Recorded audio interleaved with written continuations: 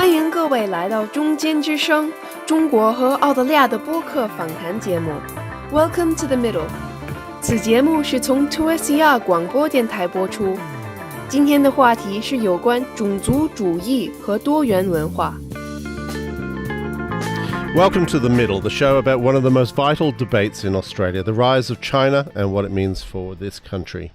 We are coming to you from 2SER studios in the heart of Sydney and on the traditional lands of the Gadigal people of the Eora Nation. My name is Peter Fray, the co-director of the Centre for Media Transition, and joining me today is my co-presenter and esteemed colleague from UTS, University of Technology, Sydney, Wanning Sun. Hello, Wanning. Hello, Peter. You can hear The Middle on 2SER across the Community Broadcast Network and on your favourite podcast app. And even better still, you can see it with Mandarin subtitles on YouTube. More details about that at the end of the show. So, Wanning, we better explain why we've called this show The Middle. Yes, we'd better. I think there could be a few reasons. First, Australia is increasingly caught in the middle, caught between the US and China. Yeah. And two, China, of course, is called the Middle Kingdom. Play on word, if you like. Oh, yeah. And three, I think there are a lot of people in the country that feel that they're actually stuck in the middle of this debate. Yeah, that's right. We think that there is a kind of constructive middle path in this debate. So we want to shed some light and rather than heat. Does that cover everything, Wanning? Well, not quite. There could be another reason. That is, haven't you heard of the Aristotle's idea of the doctrine of the golden mean? Wow. Or Confucius' idea of being in the middle? You should tell us about that at some point. But let's crack on. You're very, very wise, Wanning. Today's show is all about multiculturalism and racism. And obviously there is much to discuss. And today we are very lucky to have Professor Andrew Jakubowicz from University of Technology in Sydney. He's a sociologist. And also on the Skype is Jieh-Yung. He's based in Melbourne and he's a commentator, he's a policy analyst, he's a writer, and he's becoming very active in the current debate. So welcome to you both. Great to be here. Thank you very much. So before we start, could you two tell us a little bit about yourself and how you came to be interested in the topic of race relations in Australia? Let's start with Jieh-Yung first. Well, thanks, Wanning. It's great to be here with yourself and Peter and to Andrew as well to have this important discussion around multiculturalism and racism. In terms of my interest, it's been a real personal interest. From my perspective, being an Australian of Chinese heritage, I feel increasingly being caught in the middle. So caught in the middle between my heritage and my homeland, heritage being of Chinese origin and homeland being Australia. And I've always been interested in the Australian Chinese community in terms of its history, its contributions, and also the potential for them to be an incredible soft power resource for Australia and to a certain extent China as well in terms of bringing both of these amazing countries together. And when this debate really occurred, really started off last year in relations to the ABC Four Corners Fairfax investigation around Chinese influence and interference, I felt that it's important for Chinese Australians to have a voice. It's been very disappointing to see the limited amount of commentary from Chinese Australians in this space. And I'm sure we can get into a bit further around why, but because of that, I felt like our community needs to have a say and we can't sit on the sidelines any longer.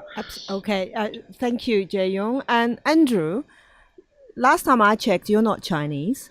But I do know that you have some Chinese, familial Chinese connections. And also you're a sociologist and you have a long-standing interest in the history of the Chinese communities in this country. So tell us a little bit about your research in that area. Well, I started work, I guess, on the question of the relationship between China and Australia when I was about 4. My parents were Holocaust survivors who'd spent the wartime years in Shanghai. And from my earliest days, I heard stories about this curious country where they basically survived before coming to Australia. More recently, as a grown-up, I've been involved in researching issues around multiculturalism since the end of the 1960s, so it's quite a way. 50 years nearly, it's terrifying. And over the last 20 years, I've developed a much more intense interest in China and the Chinese relationship to the West. And then I married a Chinese, or someone who was born in China, or was it China indeed where they were born, but someone who was of Russian parents, but on her father's side going back to the Tatar peoples of northeastern Asia. So I've got a lot of connections, intersection lines. Yeah, lot of intersecting lines. So let's get into it. Jieh-Yung just mentioned this question of the Chinese participation in race debates in this country. That's a very interesting subject, and as he makes the point, it's not often discussed. Andrew, you've done a bit of work around this. What do you think is the contribution of the Chinese community in the race debate? Well, I guess if you kick off the end of the 19th century, when anti-Chinese feeling really started to become solidified in what became the Australian Constitution, many of the Australian Chinese population of the day thought that if Australia became an independent nation, they would be recognised as citizens. And they got the shock of their life when the Australian government brought in the White Australia policy as one of their first acts. And so the Chinese population, which was quite large when Australia was formed as a nation, 1901, declined through the 20s and 30s and 40s and so on. But at each point, I think there was whatever the community could do, it put up a resistance to what it saw as racism and oppression and so on. The most recent engagement with all this really dates back to the 1980s. After the end of White Australia in the mid-70s or so, when for the first time the Chinese community started organising politically, particularly initially around the what was seen as the racist attacks on the Chinese by Professor Blaney from Melbourne University.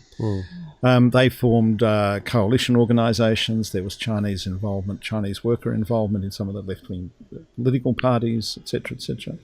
And over the past 30 years or so, the Chinese become more actively involved in areas like, particularly around human rights. And it's in a piece I wrote about 5 or 6 years ago, I argued that the critical question for all immigrants is what, in a country like Australia, is what will the state, what will the politics of the country do to defend their human rights, even though they are different in many ways from the majority population. Well, just on that point, before we go to Jieh-Yung, what will they do? What's the answer to that question?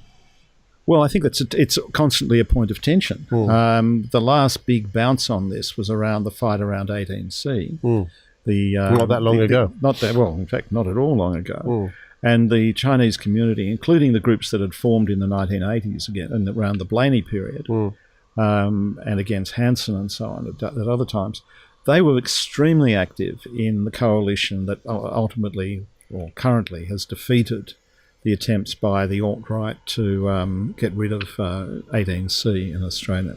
So I think there's been a continuing presence. What isn't there so much is a public voice, and I think that's where we're about to go. Yeah. Well, talking about public voice, Jieh-Yung, since you became quite actively involved in this debate and wanting to become a public voice, you seem to have copped a lot of criticism from some people. So what exactly have you been accused of? And why do you think they are criticizing you? Well, I've been accused of many different names over the times since growing up in Australia. Like, racism was a big part of my experience growing up. Interestingly, the Sky News Australia commentator, Ross Cameron, talking about describing Chinese people in a certain way, using that interesting term "slanted eyes." I mean, that terminology was very common in the playground when I was at school. Sort of in answer to your question, Wanning, I mean, since I've spoken publicly about these issues in relations to the Australia-China relationship, the role of Chinese Australians, foreign influence and interference, I've been called many different things. I've been accused of many different things, such as a Communist Party sympathiser, a Beijing troll, a CCP stooge, a panda hugger, and even one time being accused of being un-Australian and a traitor to Australia. These are some of the responses I've received for the articles that I've written and drafted, and some of the public comments I've made on Twitter and even on media as well. It's really disappointing because it's disappointing in a way that Chinese Australians, for those who wish to advocate for a more middle ground and a more moderate approach to the relationship with China, is being accused of such things. Andrew was talking about the involvement of Chinese Australians in issues like human rights and politics. But whilst I endorse wholeheartedly what he said about 18C and other issues such as the rise of Hansonism in the 90s, we have really seen an absence in presence in relations to this particular issue around foreign influence and our relationship with China. I feel that this issue is more personal compared to some of the other issues like 18C, hence why there are very little voices from Chinese Australians, and also it's much more complicated and sophisticated as well because of them not wanting to be labelled as such things. Hence why we see very little voices in the public. So that sort of comment goes a little bit to the question that we've looked at before on the middle, which is around participation, and we might get to that. Participation at a political level, for instance, frankly, the lack of participation at a political level. But you've singled in on Clive Hamilton's comments in the Silent Invasion, this claim that up to 40% of Chinese community in this country are more loyal to the People's Republic than they are to Australia, which is... So you really honed in on that. Why did you pick on that? Well, first of all, I was concerned around the Chinese Australian community being labelled as such. I questioned the claim because I'm wanting to know further whether there was any academic or rigorous research behind that. And is there any? Have you found any evidence behind that remarkable? Based on Mr. Hamilton's response was he obtained those figures based on conversations with 2 or 3 friends who happen to be of Australian of Chinese origin. So that's the real concern. That makes it a fact. I guess that could in some circumstances, but I was concerned that our community was being labelled and pigeonholed and also painted with the same brush in relations to this. If there was any substantial academic evidence, then I'm happy to be corrected. But in Mr. Hamilton's response to me was, no, it was a conversation I've had with a couple of friends who happen to know the community really well, and this is based on their estimation. So, I found it ironic because Mr. Hamilton is Professor of Ethics. So I guess the curiosity that I had around those particular numbers, I was able to find some more detail in relation to how he came about that conclusion. So it sounds funny, but it sounds ridiculous. But at the same time, as you say, it could be quite pernicious, right? Such a thing. So he's saying, he told you that 3 people between them know 40% of the Australian Chinese community. Let's say that's 600,000 people times 40%, 250,000 people. So these 3 people know between them 250,000 people, and they know them sufficiently well to know where their deepest loyalties lie. Is this what he's saying? Pretty much, as anybody who would know the Australian Chinese community, as you would know, Andrew, in your many years of research, it's incredibly diverse. It's an incredibly diverse community. So there are many different views on certain issues. foreign policy included, our relationship with China included. And it's really, really inappropriate to group the entire community together without any substantial research behind it. And more importantly, to accuse that amount of people of being disloyal to Australia is astonishing without any academic research behind it. And I would say that Mr. Hamilton is not the only one to make such generalizations. For instance, you probably know, Andrew, recently John Howard wrote an article which says, and I quote, China could use its 1 million expats in Australia to help grow its influence and power in the region. Now, some people would consider that as quite a racist remark. But if you ask Mr. ex-Prime Minister himself, he would definitely not agree that he's a racist. So this brings up to the question of what is racism and who actually is a racist. Now, you are an expert on racism, so could you enlighten us a little bit on this very important distinction between racism by intention and racism by consequence? Or racism through ineptitude, which is, I think, probably what we're looking at in the case of John Howard.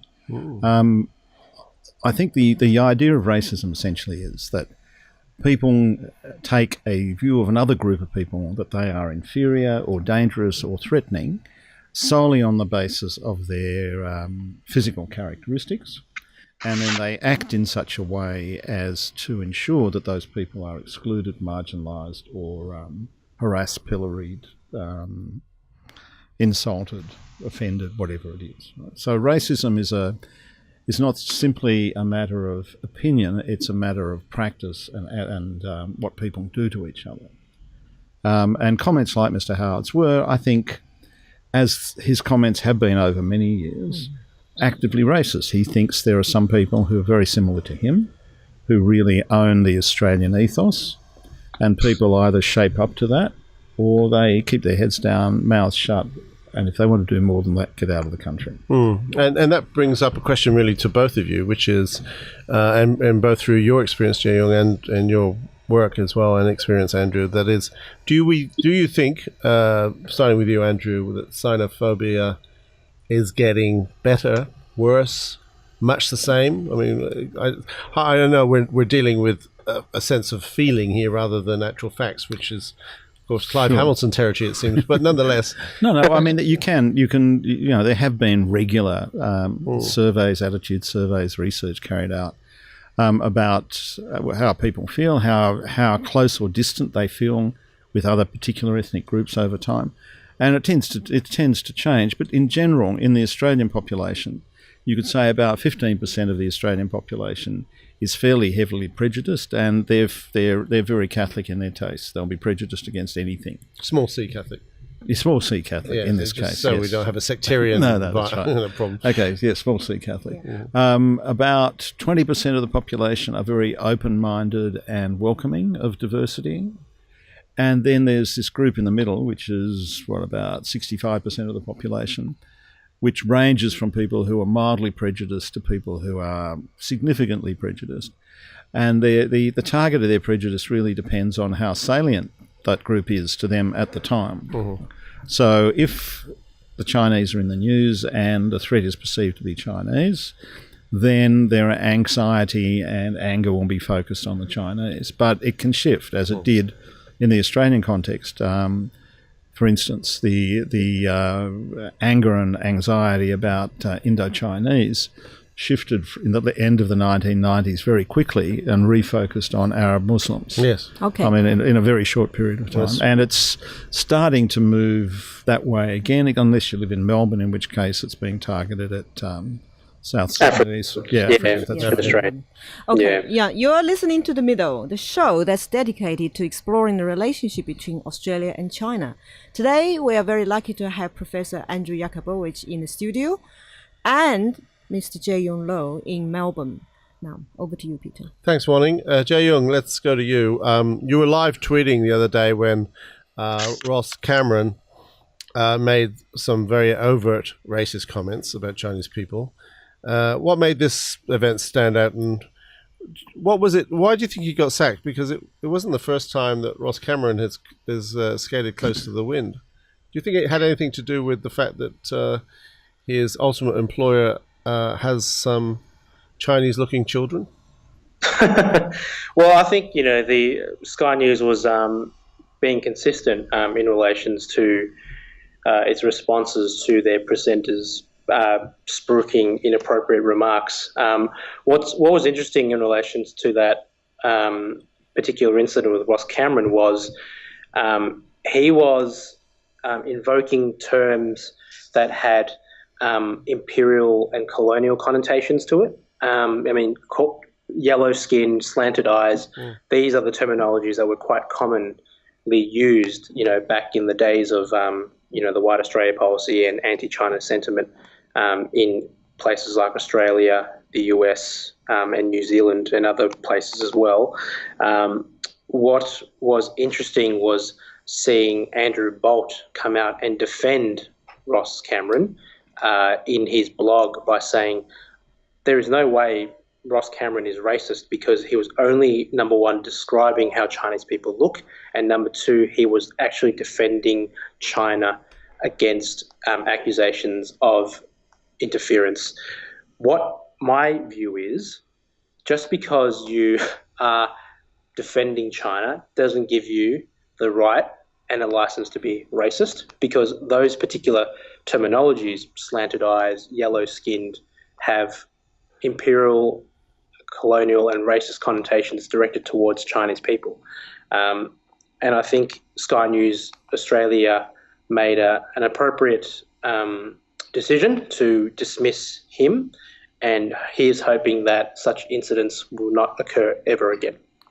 Could you also tell us your thought about something else that you've written about, which is the Chinese Australian Hobart City Council candidate Tang Yongbei, and she suffered quite a bit of racist attack recently. And what was that about?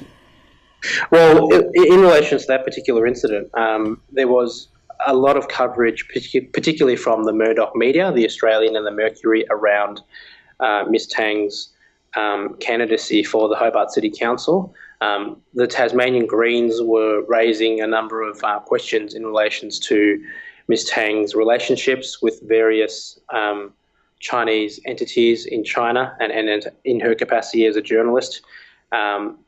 What I found interesting with that is when you're running as a candidate, and I have a bit of experience in that regard, being a former local councillor and a former deputy mayor here in the city of Monash, one of the most multicultural cities in Melbourne, is when you put yourself up as a candidate, it is important to be scrutinised absolutely by the media, by constituents, but as a candidate, you should be scrutinised for everything, including your vision for for the council, your vision for the city that you are aiming to represent, your policy issues around various emerging issues like planning and transport infrastructure, etc. But the media was only interested in Ms Tang's relationships with Chinese entities, which I found extremely interesting.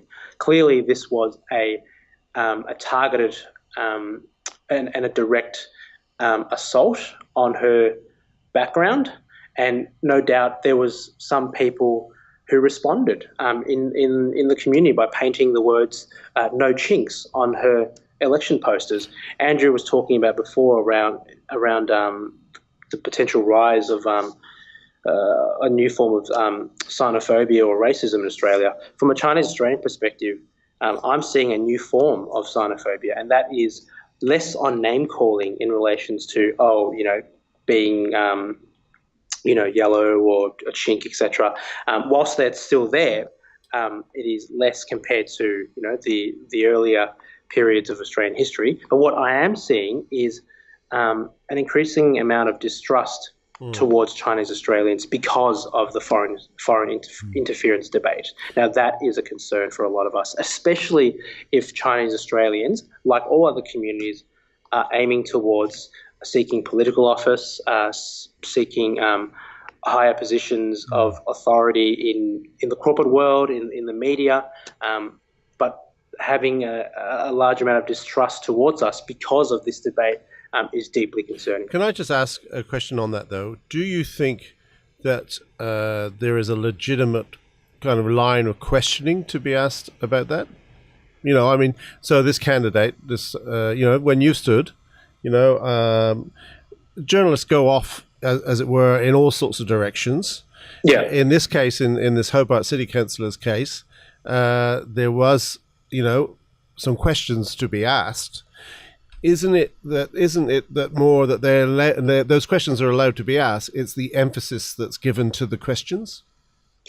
Absolutely, I think there is absolutely absolutely necessary to ask those questions. I mean, and I'm sure she was happy to answer them as well. And media and journalists have every right to question those particular issues, but the concern I had was the fact that they make it the focal point for her candidacy. I mean, it was the only thing they asked. They didn't ask any questions about her views on, on Hobart as a city, on what she expects to achieve if she is successfully elected. Local government focuses on many things besides. Absolutely, Jieh-Yung. No, I'm just, I had to put my journo hat on there for a second. Absolutely. So you're listening to The Middle with me, Peter Frey, on Wanning Sun. Our guests today are Andrew Jakubowicz, the Emeritus Professor of Sociology at the University of Technology of Sydney. And join us via Skype. We have writer, research policy advisor, Jieh-Yung Lo. Wanning, I think we've got time for one more question, and I'd love you to ask it. Yes, thanks, Peter. Jieh-Yung raised this question of allegiance, right? And I think I'd like to pursue that a little bit more. So, Andrew, I think this notion of allegiance is central to the whole China debate. And it's a very complex one because, as you know, China is actually doing its best to continue to secure the allegiance of the people who have migrated to Australia, even though they're Chinese origin. At the same time, in Australia, there is this kind of thinking that's beginning to take hold. That is, if you have allegiance to China, then you must be having allegiance against us. So, this question of allegiance is something that is really, really crucial. So. And it also poses questions for Australia's multiculturalism and China's rise. So, as a scholar, what would you advise the Australian government in its multicultural policy? And also, what would you advise the Chinese communities here in Australia in terms of their identities? I think I'd make one general point. The issue of allegiance to foreign nations is at the heart of Australia's development as a modern nation. Right? We've seen parliamentarian after parliamentarian thrown out of parliament because they hadn't appropriately abandoned any possible relationship to a foreign power. In the First World War, there were huge battles in Australia around questions of allegiance to the British Crown. There are issues raised about Jewish politicians and their relationship with Israel. There are issues raised about other politicians and their potential relationships to other countries. So this is it's not a unique thing. But in the Australian context, and I made this comment before, that the crucial question is, I think, about Australian multiculturalism is the relationship between the human rights perspective on multiculturalism and what that means, and, if you like, a sort of pathological nationalism. As it's been described, that the sort of nationalism that is deeply, deeply sick in terms of the fear and the focus that it generates. In the Australian context, you're right. There are pushes by the Chinese government, by the Taiwanese government, by the Indian government, by numbers of other governments that have large populations in Australia, to try and sustain some sort of relationship. And there's this a huge movement across the world of diasporic policies. Right? Israel has them, the Philippines has them, China has them, etc., etc. Some do them better, some do them worse. But the aim is to use their domestic populations who have migrated as a way of exerting soft power, both in the broader level and into the countries where these populations are raised. Now, my understanding is that that in a multicultural immigrant nation like Australia, the crucial thing is a state which is fiercely anti-racist and that protects the human rights of its citizens. And that's the point at which the grind happens. Because if you look at, for instance, some of the debates about what China has said to the Chinese in Australia about loyalty to Australia, it's you can't trust the Australian government to protect you when Australia goes racist. Right? Only the power of China can protect you if Australia goes racist. Now, it seems to me that the crucial thing for Australians, or however many different ethnic national backgrounds we have, over 190, is that everyone feels and trusts that the government, the state, the institutions will protect them equally, irrespective of their ethnic background. And that's the point of tension that we are now facing, right? And I think that point of tension is by no means resolved, and in one sense will never be ultimately resolved. But it points to why a human rights-based multicultural strategy is absolutely crucial for the well-being of Australia as a multicultural society and as a country that can feel confident about arguing on a human rights basis elsewhere in the world. And I think that's the point of what the xenophobic conversation is putting a spotlight on is exactly the failure of the Australian government and other Australian institutions, including the media, to recognise how important that is. Not because it's politically correct, but because it's practically smart to make sure that your population trusts you. Jieh-Yung, I know I said we had the last final question then, but I'm just going to chuck one at you on the way out, which is, hearing this debate and by being an active participant in this debate, are you fundamentally optimistic or pessimistic that there's going to be, to cut a trite way of saying it, but is there going to be a happy ending to this? I've always believed that the majority of Australians are in support of multiculturalism, inclusion, and cultural diversity. You see one or two particular incidences, but that doesn't represent the entire population and perceptions of Australians. Andrew is absolutely correct in talking about the need for Australia to accept and recognise the role of multicultural Australians.